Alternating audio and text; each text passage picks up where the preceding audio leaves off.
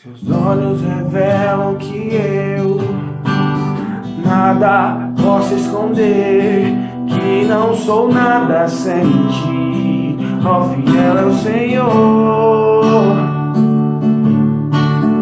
Tudo sabes de mim, quando sondas meu coração, eis que tudo podes ver bem dentro de mim. Leva minha vida a uma só verdade.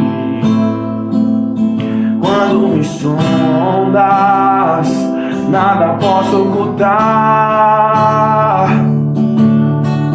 Sei que a tua fidelidade leva minha vida mais além do que eu posso imaginar. Sei e não posso negar que os teus olhos sobre mim me enchem da tua paz, Senhor.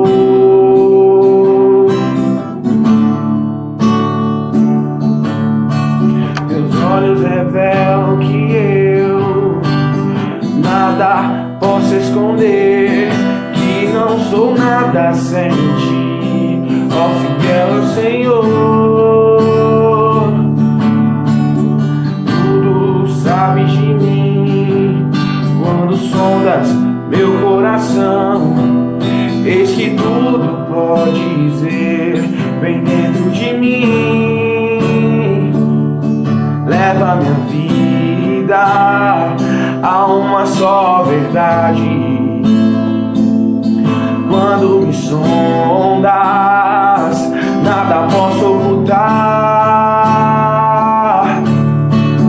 Sei que a tua fidelidade leva minha vida mais além do que eu posso imaginar. Sei e não posso negar que os teus olhos sobre mim me enchem da tua paz,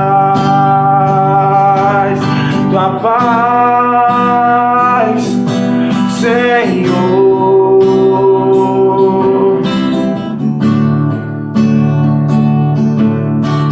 Sei que a tua fidelidade leva minha vida mais além do que eu posso imaginar.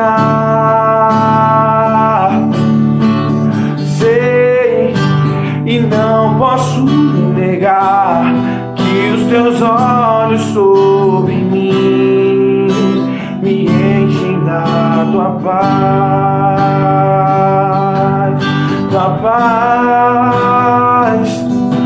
Senhor.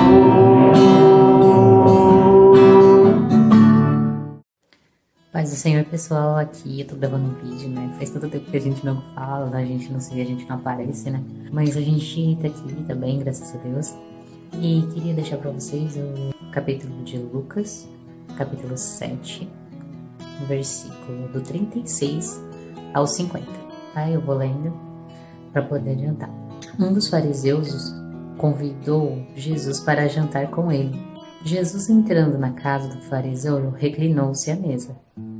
Uma certa mulher da cidade, pecadora, quando soube que ele estava à mesa na casa do fariseu, levou um vaso de alabastro com seu perfume e se pôs atrás de Jesus, a seus pés. Chorando, molhava os pés de Jesus com suas lágrimas e enxugava com seus próprios cabelos, e beijava-lhe os pés e os ungia com perfume.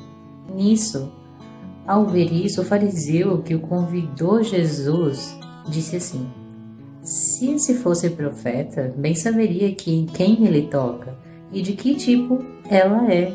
Ela é uma pecadora. Isso ele pensando lá com ele. Beleza. Jesus dirigiu ao fariseu e lhes disse: Simão, tenho algo a lhe dizer. E ele respondeu: dize, mestre. Certo credor tinha 2 devedores.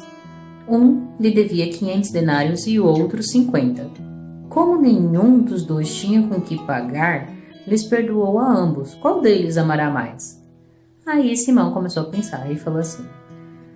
Simão respondeu, suponho que aquele que quem mais perdoou, replicou-lhe, julgaste bem.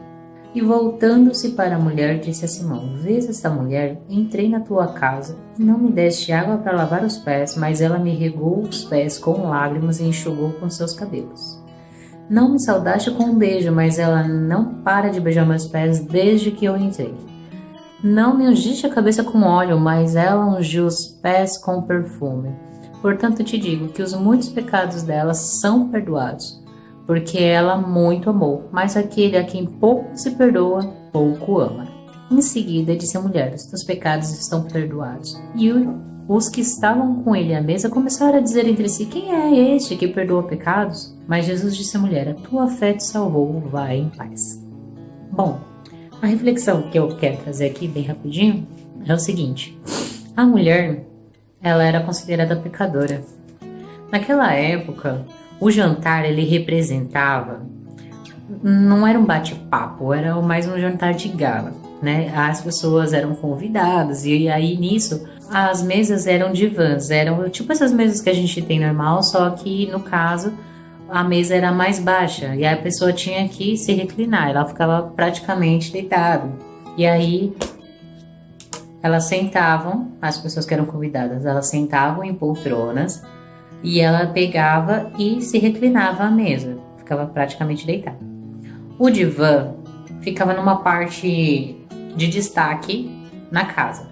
Por exemplo, ou era no pátio, onde ficava aberto, exposto, ou era na varanda, ou seja, as pessoas que eram convidadas ficavam nesse jantar e todo mundo que passava por lá via quem estava lá, quem estava convidado. E nisso, o fariseu Simão, ele convidou Jesus para ir na casa dele. Aí ele chegou lá, chamou Jesus para ir na casa dele e o jantar estava aberto ao público. Mas na hora que Jesus chegou, ele não recebeu Jesus. Ele deixou Jesus lá, Jesus chegou, sentou e ele não fez nada. E aí a liturgia da hospitalidade naquela época era o seguinte. Primeiro, lavava os pés dos convidados. O servo do anfitrião, o servo do Simão no caso, deveria ter ido lá e lavado os pés de Jesus. Só que Simão não pediu isso.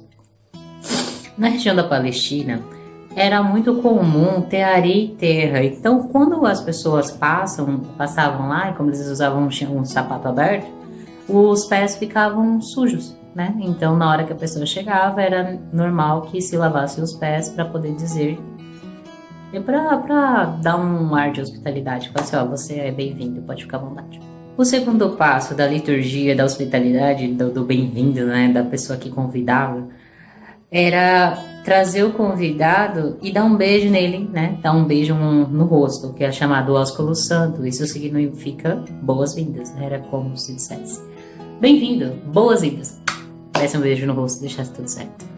Aí, o terceiro e último que era colocado lá era ungir a cabeça. Ungir a cabeça simbolizava o quê? Simbolizava respeito. Então, você dizia pra pessoa, ó, fica à vontade, seja bem-vindo, eu te respeito. Com essas três coisinhas maravilhosas. Simão chamou Jesus apenas para mostrar que ele estava do lado de alguém famoso. Porque Jesus ele já estava fazendo as coisas e Simão chamou ele para poder mostrar para os outros que ele estava com Jesus na casa dele. Bom, então Simão chamou Jesus apenas para mostrar que ele estava lá na casa dele. E no caso, Simão ele só chamou Jesus por aparência, né? Porque se ele realmente quisesse ter chamado Jesus para a vida dele, para a casa dele, ele teria dado a atenção necessária para Jesus. E aí ele só queria ser olhado ao lado de alguém famoso, que Jesus naquela época já estava fazendo as coisas, né? Então, será que a gente tem recebido Jesus de forma digna? Será que a gente tem recebido Jesus ou somente por aparência? A gente tem convidado Jesus para nossa casa só porque é legal ser cristão ultimamente? Porque assim, ser cristão é ser uma cópia de Cristo. A gente tem que trazer Jesus para nossa vida e fazer a diferença. A gente tem que ouvir, a gente tem que praticar a palavra. E a gente tem que mostrar que a gente está interessado em receber Jesus de fato na nossa vida. Porque não adianta a gente falar de Jesus apenas com a boca para fora. Bom, a gente tem convidado Jesus para nossa vida? Se não tem, convida agora. Mas se já convidou, presta atenção no jeito que você tem feito com Jesus. Será que você só tem deixado Jesus lá na Bíblia, a Bíblia aberta num canto ou alguma coisa assim? Porque assim, a gente tem que ouvir e a gente tem que receber Jesus. Como que se recebe Jesus, né? Você vai lá, aceita Jesus, e aí você mostra e fala assim, eu quero receber Jesus, legal, e agora?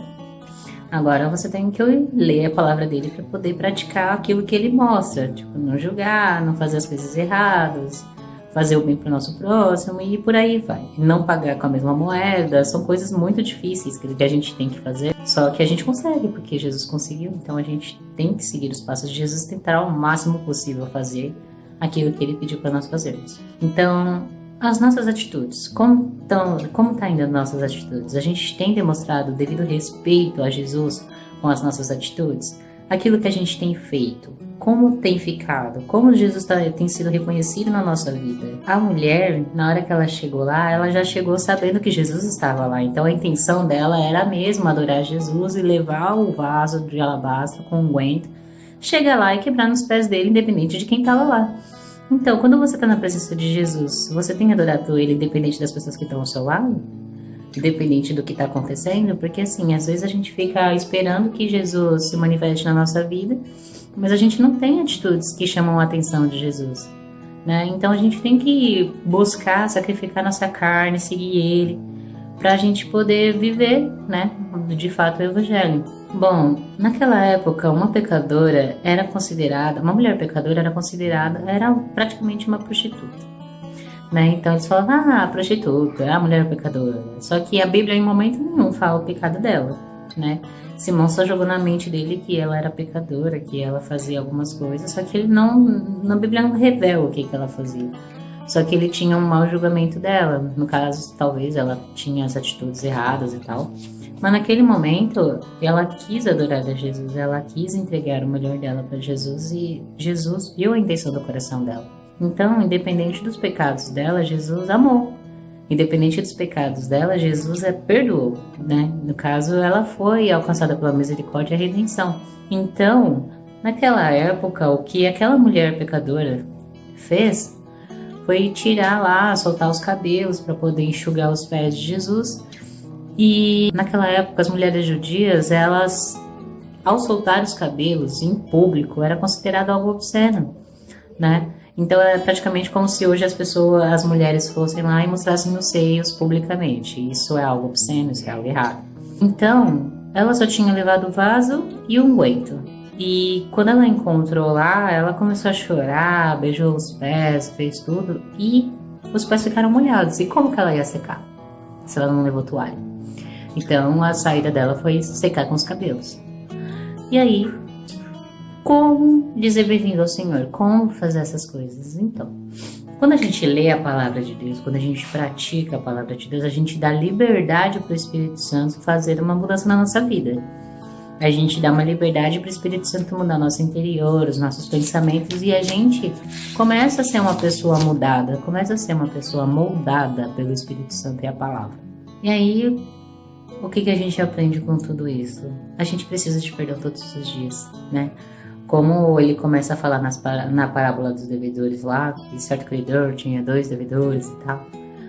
Será que a gente não tem pecado que precisa ser perdoado? A gente tem sim. A Bíblia fala que aquele que já fala que não mente, já está errando porque é errado, que é pecado. Aquele que não ajuda o seu próximo já está pecando. Aquele que não faz o bem, que aquele que paga na mesma moeda já está fazendo errado.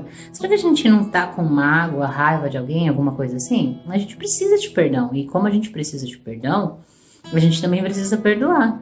Lá na oração do Pai Nosso fala assim, perdoa as nossas dívidas assim como nós perdoamos os nossos devedores e tal. E depois, no finalzinho da oração, ele fala assim, porém se perdoardes alguém, né, que te fez alguma ofensa, alguma coisa assim, você será perdoado. Caso você não perdoe, você não vai ser perdoado. Porque como que você pede o perdão de Deus e não perdoa o teu irmão? Muitas coisas assim. Então ele deixou bem claro assim, você, né, como que você julga, Simão?